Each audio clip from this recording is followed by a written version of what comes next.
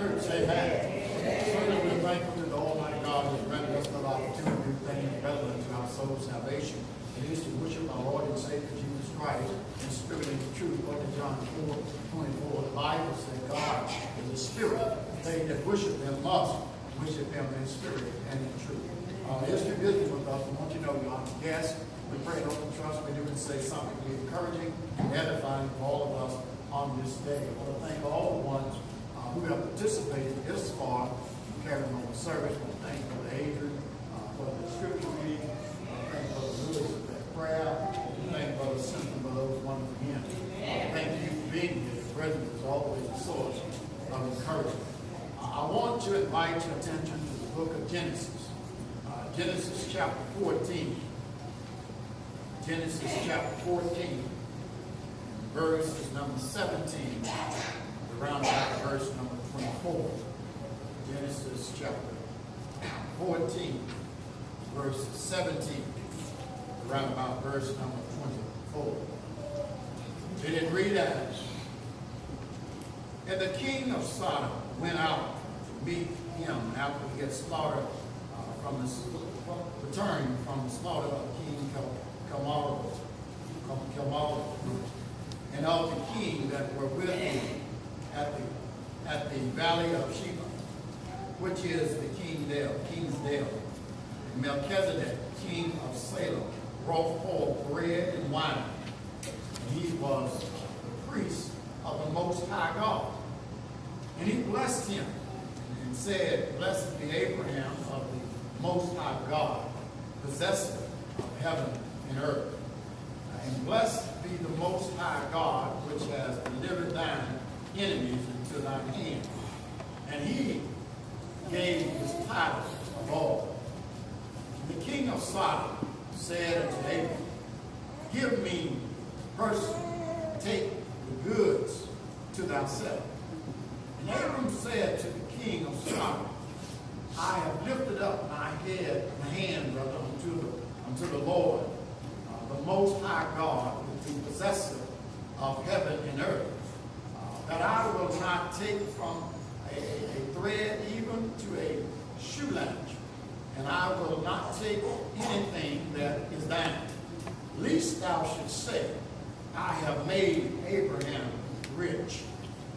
Save only that which the young men have eaten, and the portions of the men which were with me, Aner, Escol, and Mamre, let them take their portion. I want to use this morning for a subject, King of Righteousness. King of Righteousness. In this text, I want you to look at these names, because these names have a significant meaning to them.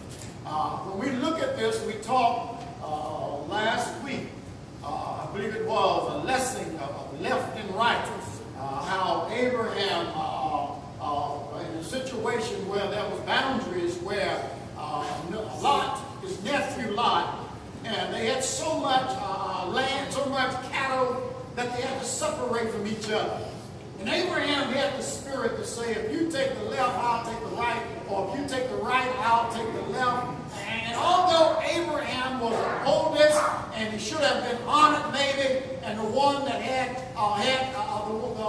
the authority, probably to say that I'm going to take this direction and you go that direction, but he was submissive in a sense and would allow Lot to take his choice, the younger man, to take the choice. You go this direction, I'll go the other direction. So this was a good spirit, you might say. It was a good spirit of Abraham, because Abraham realized that God is with him in whatever direction he goes.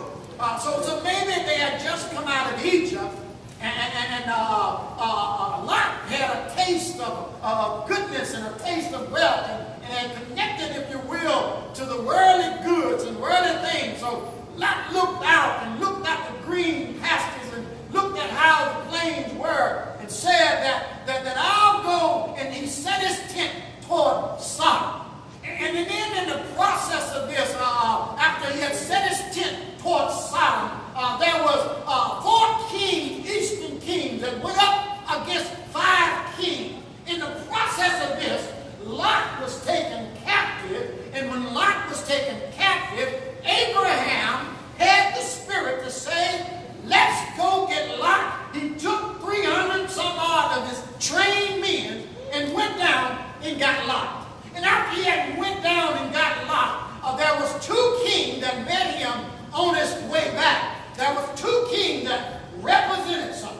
talk about the king of righteousness, and that's the one that would be Melchizedek, which means the king of righteousness. So let's look at the text here in in Genesis chapter 14, in verses number 17. And the king of Sodom, Biram, that's the king, his name, Biram, went out to meet him after his return from the slaughter of Kelamara, and of the king that were with him at the valley of Sheba, which is the king's dale. Now this king here, I want you to know what he represented. This king here represented the worldly goods, if you will, and we're going to see what he offered Abraham. And we're going to see how that Abraham rejected his offer and he accepted King Melchizedek's offer. So let's look at this and see the difference between these two kings. So look, verse number 18. And Melchizedek, king of righteousness, that's what we get our subject. Melchizedek, king of righteousness, brought forth bread and wine. Now, bread and wine was the soldier's meal that he brought for them. Bread and wine. And we're going to look at the significance of what he did here. And we're going to look at something a little later on in this text referring to this bread and wine. And he was the priest of the Most High. That's something that's very unique. I want you to see here that he was a king and he was a priest.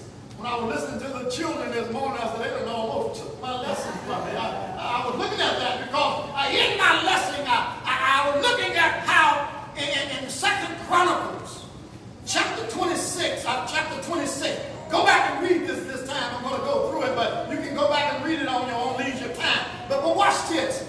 They mentioned somebody named Uzziah. You see, it was unusual for a king to be a priest. King and priest just don't normally happen. This is a very unique situation here. King and priest. Now, when you look at the 2 Chronicles chapter 26, and you read that chapter, Uzziah, he was a king, but he tried to go into the temple and do priestly duties. And that don't work. So he tried, and they kind of corrected him. They kind of talked to him and say, this is not, in so many words, you are out of your place. And he got mad. I don't care who he is, there's certain duties. And just like we were talking about when it comes to the body of Christ, there's different function.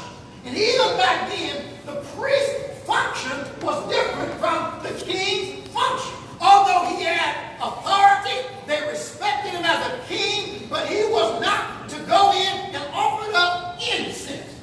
So he got mad. You know what happened? He turned to the children, talking this subject this morning about leprosy. He got leprosy. So the point I need you to see, it was unusual for a king to be a king and a priest.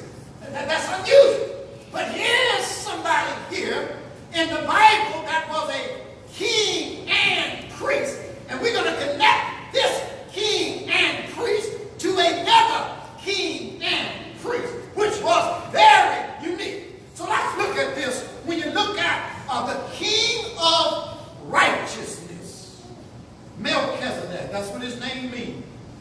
King of righteousness. Now I want you to see. Notice what he said. He was a king of Salem. Now Salem is short for Jerusalem. You can see Jerusalem is on the end of Salem. So you can say Jerusalem is referring to Jerusalem as well. That's another name for Jerusalem. So he was king of Salem. Watch this. Not only that, when he was king of Salem, Salem means peace. So he's a king of righteousness and he's a king of peace. Very unusual. So you can't have peace without righteousness. Not the ultimate peace that comes from God. So he's a king of righteousness, and he's a king of peace. So let's look at Melchizedek here. He was king of Salem. Brought forth bread and wine. This priest here, a king and priest, let's connect it with another king and priest. I'm not going to go a lot of places, but I need you to go here for this to make sense and help you here. In Hebrews chapter 7, somebody get from me, Hebrews chapter 7, and let's look at a few verses there in Hebrews chapter 7, and let's start around about, I believe, verse number 11. Hebrews chapter 7 and verse number 11. Keep that in mind. King and priest. King's duty and a king of righteousness and the king of peace. So let's keep this in mind as we go through this lesson. Hebrews chapter 7, and let's look at around about verse number 11. Hebrews chapter 7 and verse number 11. What does the Bible say?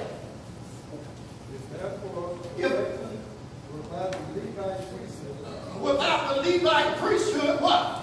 Under it, the people received the law. But under it, the people received the law. Read. What was the need for the other priest? What was the need for the other priest? Read. Is raised after the order of Melchizedek. Now watch this. Raised after the order of Melchizedek. Now what you need to see here is that a priest would come from the Leviticus priesthood. Melchizedek did not come from the Leviticus priesthood. You need to see that, because what we need to see is that this is a very unique king here.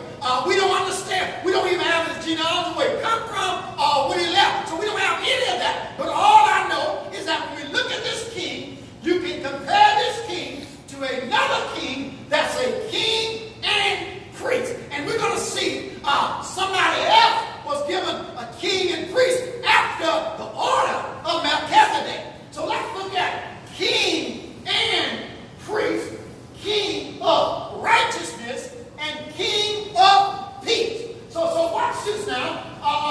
This priest here normally would have to come out. We talked, that's almost went back to our other lesson this morning. A priest had to come out of, under the Mosaic law, the Leviticus priesthood. Now, you remember that time when Paul was debating and he said something about Abraham. He said he was dealing with an issue, a doctrinal issue, and he talks about Abraham, and he said, Abraham believed God, and it was imputed to him for righteousness. What he was showing is that faith came before the law. So in other words, I need you to see here that here's a priest, that's a priest that came before the Leviticus law, and he did not come out of the Leviticus priesthood. Y'all follow what I'm saying? I guess I need to back it up here. Yeah. Well, okay. So he did not come out of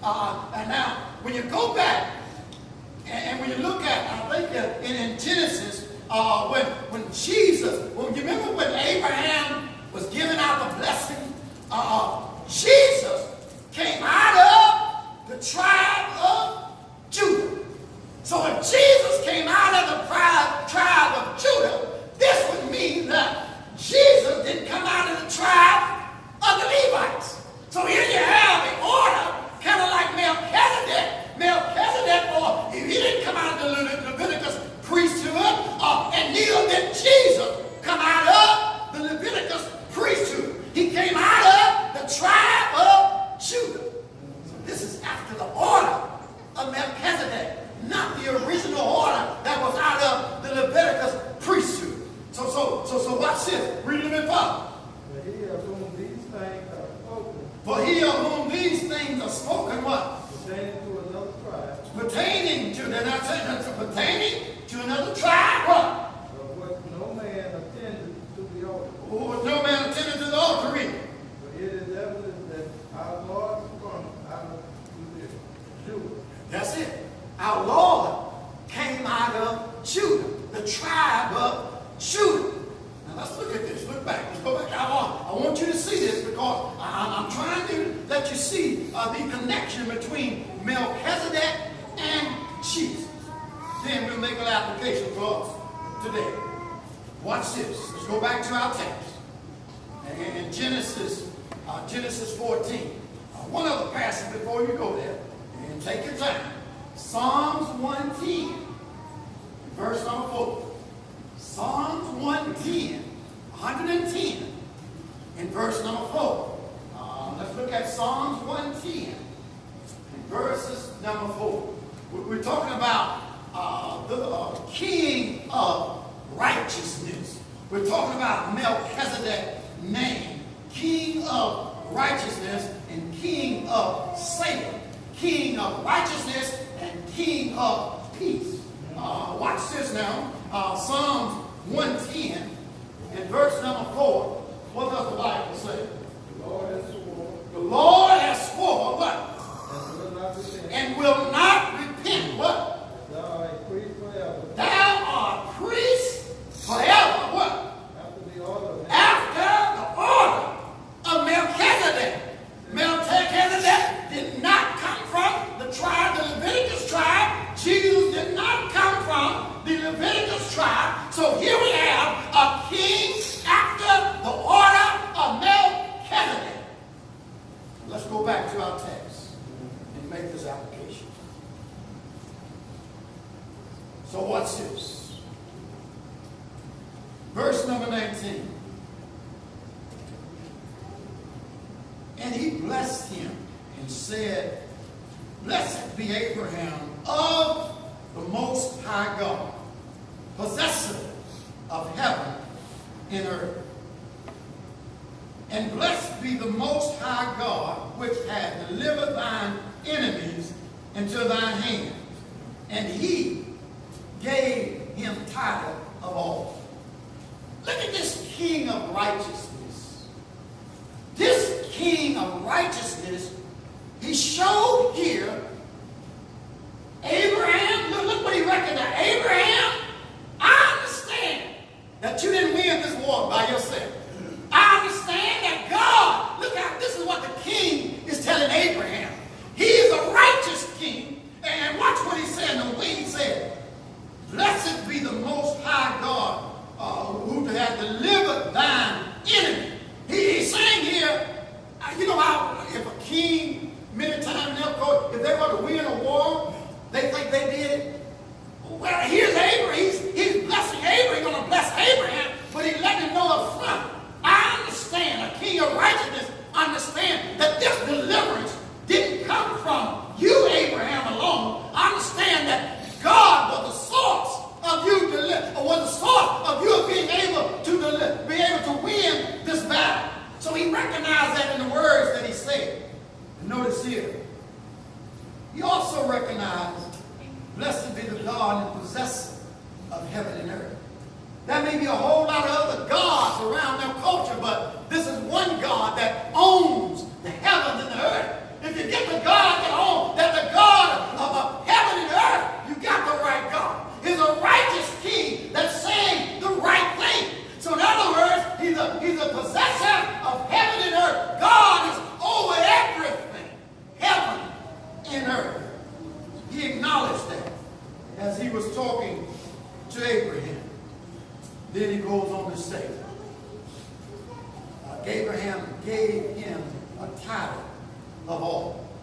Now, did you see another thing here? Here's a title before the Mosaic law. Some people think that just came from the Mosaic law. But here's one. Here it isn't in effect before the Mosaic law. And this showing that how that you live when somebody bless somebody else. It's from the the lesser, the higher, rather, to the lesser. So in other words, when Abraham blessed, when Abraham gave a title to Melchizedek, you know what he was saying? Melchizedek is superior to the Aaron priesthood.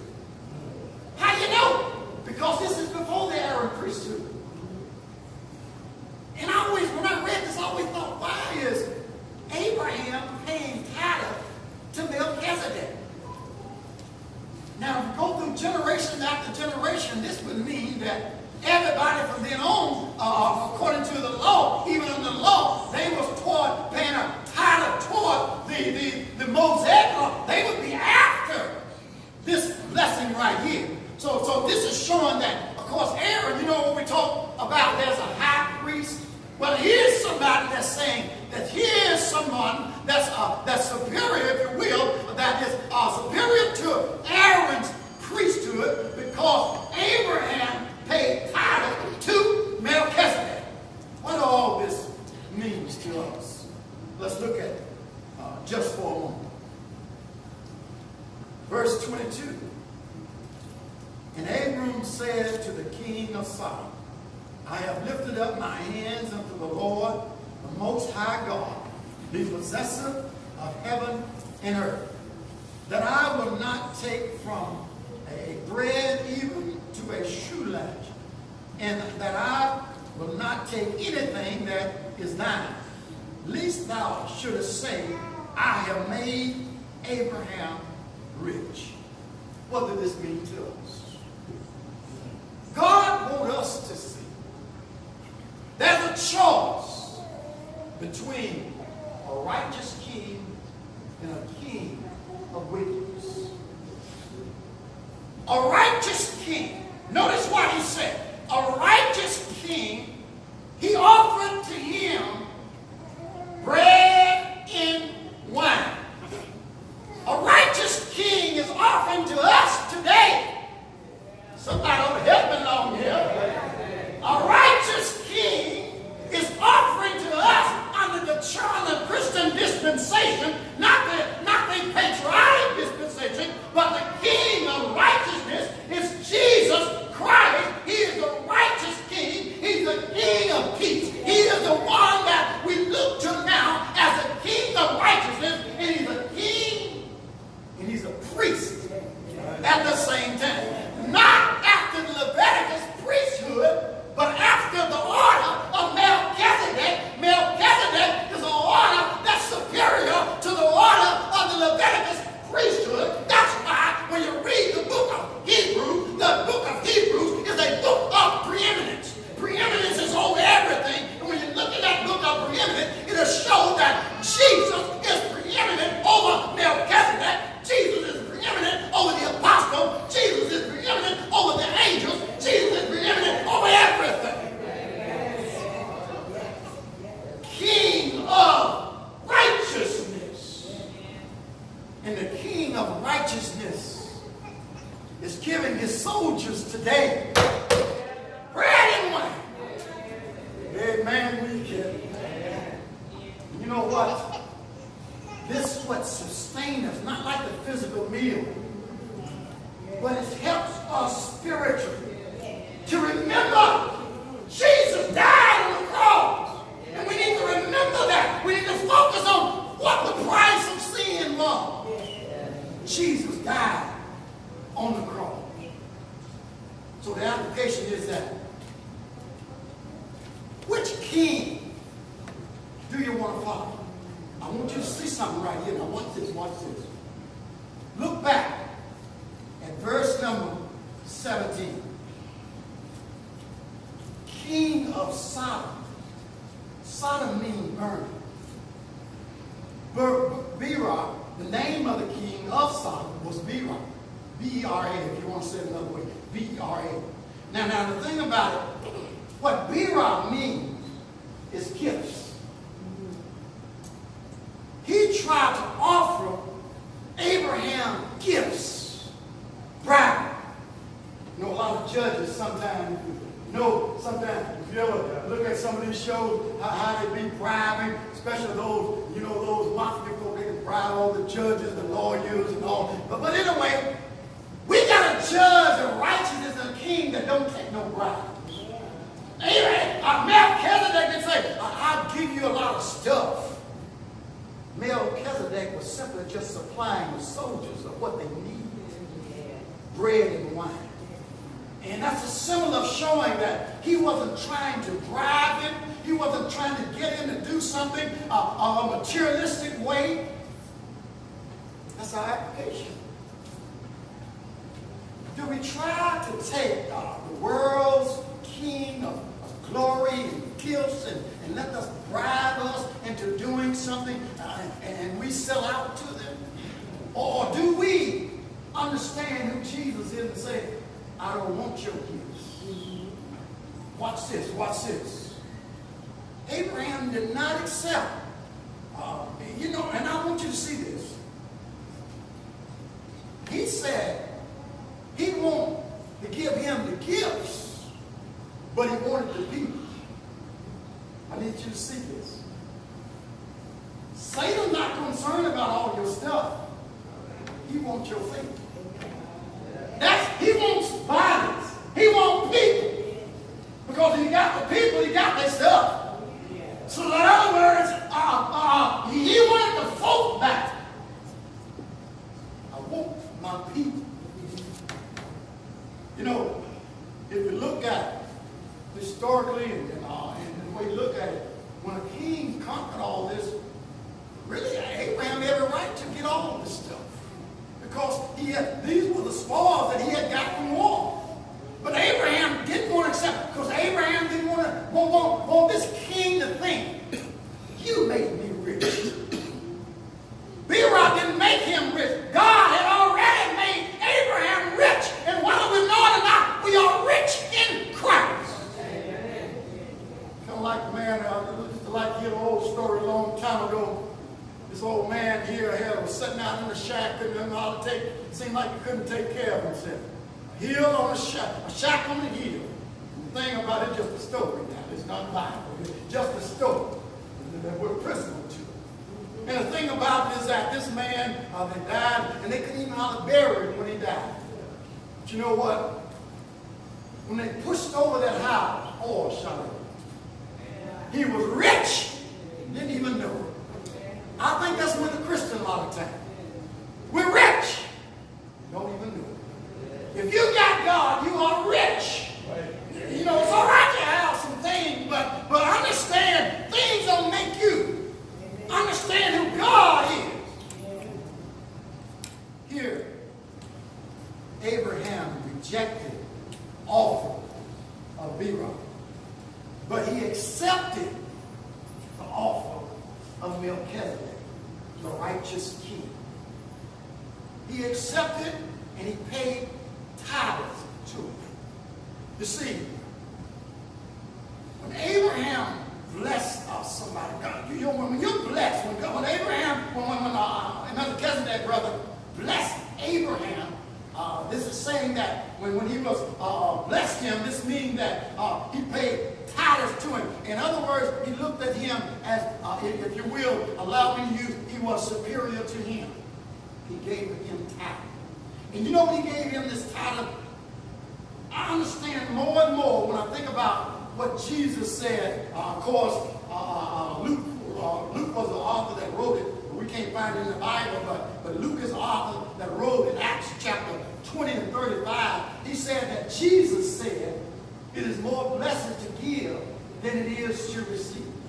So in other words, when we understand giving, we understand the principle of giving, we understand love and what this all, we got to understand that God is able to give us way more than we could ever give. God is the one that blesses us with whatever we have. God is the one that blesses us each day. And you know what? It's amazing how when you give or do something just for somebody, it's amazing how it just makes you feel good about doing something that's right. You know, just a little experience here the other day. You know, I love to fish. That's my therapy sometimes. when I get out. But the idea is, one time when I was fishing, there was a man that he really just learning how to fish. You know, I just took the time. It wasn't nothing for me to just take the time and show him a few little things.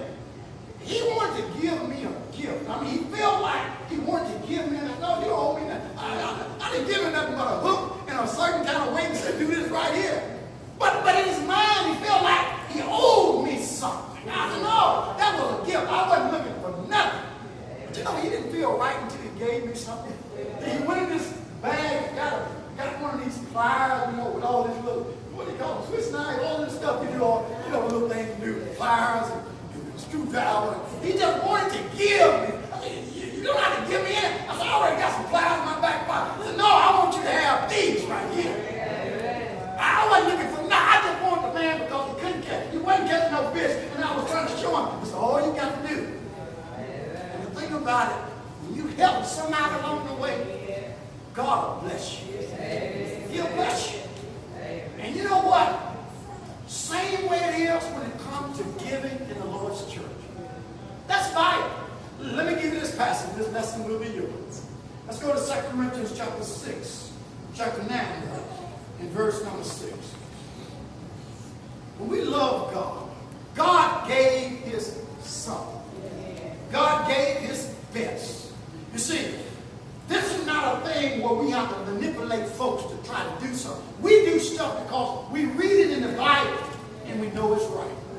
And we know it's right, we believe it's right, we just do it. That's why you don't hear me preaching about giving every week and telling folks they need to give all week and taking up 5 and 6 offerings.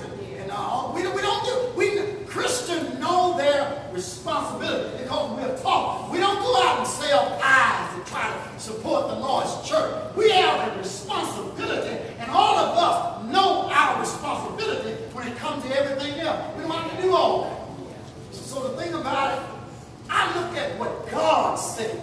Look for me just a minute, and this lesson will be yours. 2 Corinthians chapter 9. And let's look at verse number 6. 2 Corinthians chapter 9, verse number 6. 2 Corinthians chapter 9, verse number 6. Yes, I say. But this I say. Paul is talking. He said, but this I say what? He would so sparingly. He would. So if you give a little bit, you're going to get a little bit. Read. We also sparingly. You're going to read sparingly. What? He would sow bountifully. He would sow bountifully. Read. And we also Shall reap also bountifully. Now that's kind of like, Brother Cyrus Jr., when you get ready to plant your mustard greens, or turnip greens, or whichever one you plant, you don't take 3 seeds and count them going out there, do you? If you do, you won't be able to eat too many of them. But the thing about it, this is an agricultural illustration. He's showing us in the literal sense an agricultural illustration. He's saying, plant a little bit, you're going to get it. Read it. every man according as he purpose in his heart. Every man according as he purpose. Now, don't get me wrong. I'm not trying to teach no title or nothing like that. But God said within his word, you have to purpose. You have to purpose to give. Make your mind up to give. You know, one thing about it, years ago, when I was in high school, I used to write my little check out, put my little $10, $15 in there 30, 40 years ago. And then I was making, at that time, I was making $3.35 an hour. And my dad been talking about how I used to make 50 cents a day. Or something like that. He told me, I think it was 50 cents a day. You know, think about that. I was making $3.35 30 or 40 years ago. Well, it might be 30, 35, about 35 years ago. And the thing about it, that was my, you know, ain't nothing like getting your first job. You get your first job, and boy, that's my first paying job. Then I had to pay taxes. Because I had a job far away before I went to the store working, because my dad, man, they taught us work ethics when we was very young.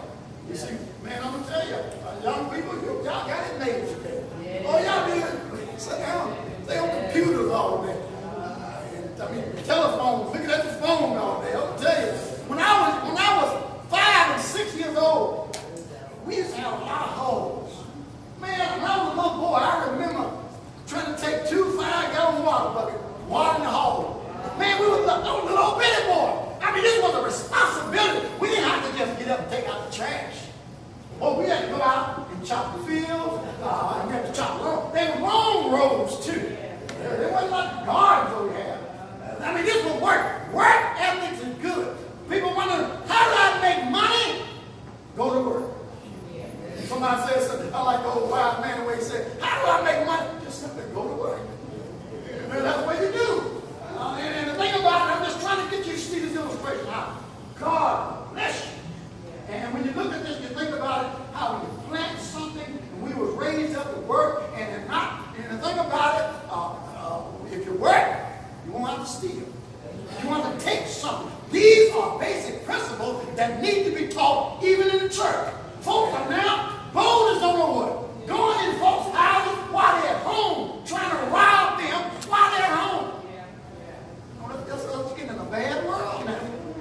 God intended for man to work to make a living, not to take. Somebody else here saw the news on the other day where somebody had a man used to do lawn service. Somebody coming in, got all his lawnmowers off his truck and stuff. And then they went and took his stuff. And what do you make a living out of? God wants us to work. That's what God wants. I don't know how I got way over there. What was I at? So let him give. That's what I would start out when you're young. Even your children, teach them how to give right now. Teach them what giving is about. Now I used to really try to teach my son. Don't be so selfish. You know what? That boy started buying me down here once in a while. Yeah, man. And I told him, look here, you got it made. You go, why not? I give him a bill every once in a while. Go pay this bill right. You go pay it. Give him a water bill. Say, you know what it pays in? Go pay this bill right here. You got to teach children this stuff. And then one time, from my wife, I left on the table. I think my wife must have boo-booed or something. He took it serious. Why that water bill there? You want to make sure his water don't get turned on. So you got to teach them responsibility. Ain't nothing wrong with that. Teach them work ethic and responsibility while they're young. Whether you know it or not, this is good teaching. The Bible says if a man don't work, he don't eat. I told my son that long time. A man don't work, he don't eat. I understand this condition when you're sick. Now, Abe, I understand all that. It's just basic teaching. Oh, well, my time is gone now. But watch it. This is what I want you to see right here. You know, if you're mad when you give, or don't want to give, and mad about it, you just keep it. I'm telling you the truth, mother, brother, would you say that? I'm telling you right now, just keep. If you're going to be mad about it, God don't need that. If you don't give the right way, it ain't no sense in you giving. Read it. All of necessity. You know, some things we know that if you know certain things and don't put yourself in the position, now if you just can't give it, God understands that. And I'll tell you, the thing about it is that I think about sometimes the woman that gave 2 months. I think that woman gave more than all of us. Because she gave all that she had. I don't know nobody else that gave all that they had. So she gave 2 months. You know what? He wasn't watching the amount. He was watching who she were and what she was able to do. So this is something this is a valuable lesson that we have to know. That if we don't give grudgingly, we don't give of necessity, but God loves what? I'm glad I'm able to help. I'm glad I'm able to support God. I'm glad I'm able to help somebody else when they need to be helped. I'll be glad to do that. And when you feel good about it, you ain't even expecting sometimes. Here come blessings coming your way. So, sometimes you don't be expecting something. You don't even know how you're going. Sometimes blessings just come your way. And it ain't just about material blessing. Your health is a blessing to me. When God gives you good health, that's something to be way more important than anything else. When God keeps everything intact, that's something to be thankful for. Oh, that's enough. But read that passage. Now, Abraham paid tithe to Melchizedek. Formerly. So I want you to see here. We honor and respect God. We would want to see the gospel being taught to everybody. Every privilege that we have, spread the gospel whatever way we can. That's why it's so important that whether we know it or not, this TV broadcast thing, these are the things that should be done. Whether people respond to it or not, it is our responsibility to publish it. Whether people accept it or not, we have done our duty. The thing about it, when you teach somebody, don't feel bad if they reject the truth. Don't feel bad. You hope that they do, but the idea is, I think about even the master teacher. Everybody didn't accept Jesus' teaching. Everybody didn't accept Paul's teaching. Everybody didn't accept it. So when you teach and people don't respond to it the way you think they should, keep on teaching. Teach it with joy. Teach it with love. That's the message. Melchizedek, king of righteousness. If you want to come to Christ, if you want to make a choice between right and wrong, choose the righteous king. How do you do that? You simply say, hear the gospel. Romans 10:17. So then faith cometh by hearing, and hearing by the word of God. Then after you've heard it, you must believe it. You see, those people had to believe that water was going to stay up while they were going across the Jordan. They had to believe that. And we have to believe today. We got to believe that God can save us. Hear, believe, repent of our sin, put that old man aside, and do not the will of man, but the will of God. Repent from what we used to do and come to God. I believe that. And repent, confess that Jesus Christ is the Son of God. Confess that he's the king and priest. He may not be the king and priest on this earth the way that they were under the Leviticus priesthood, but he's King of kings and Lord of lords, and he's our high priest that offered up the final ultimate sacrifice that he did not sacrifice year after year, and that's in the Hebrew letter as well. Ultimate sacrifice. He sacrificed himself. Then be willing to be baptized. Baptism is a birth. We were born into the physical family through Adam, but we need to be born into a spiritual family in the second Adam, Jesus Christ. That's the Adam, the spiritual Adam. And we're born into the family of God. We become children of God. That's the message. When we stand, sing song.